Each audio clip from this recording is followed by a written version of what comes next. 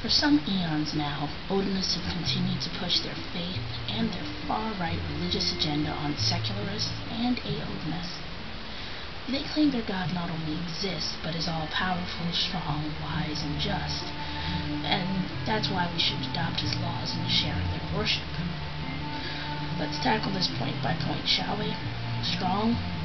So why does this so-called God carry a staff for support? If God be God, then be he not handy-capable? And what kind of God depends on one of his own creations to get him around? How can a God be less strong than a 2x4?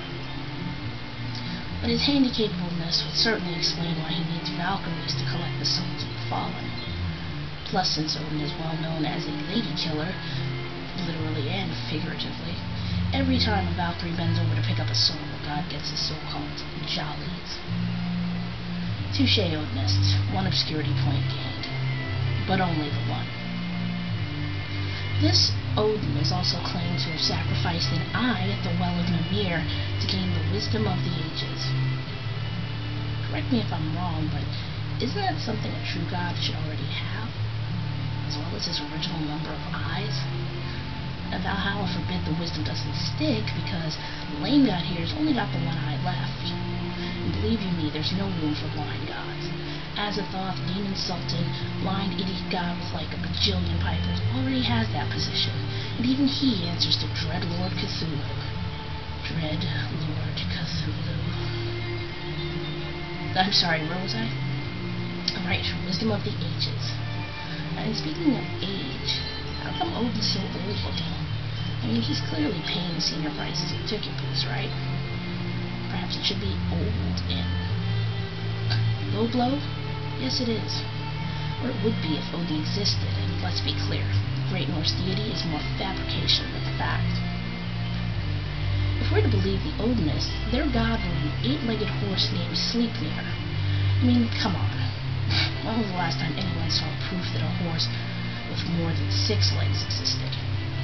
7 maybe, if you count the tail, but I don't. And on this 8-legged improbability, Odin would occasionally get up off his Odin ass and give his Odin's angels, I mean the Valkyries, time off. He'd go a wild hunt, gather up a bunch of dead warriors, and ride around blowing horns, chasing shit, and basically ruining everyone's night. Not to mention their lawns.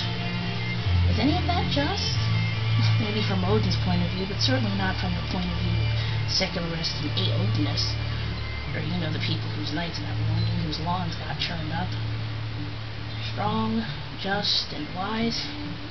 I think not. All-powerful?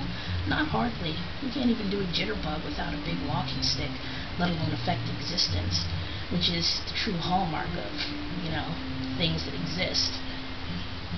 Added up, all these contradictions equal one huge pile of baseless what-ifs.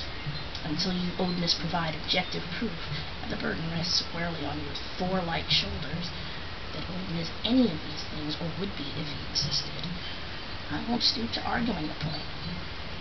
Odin, myth or maker?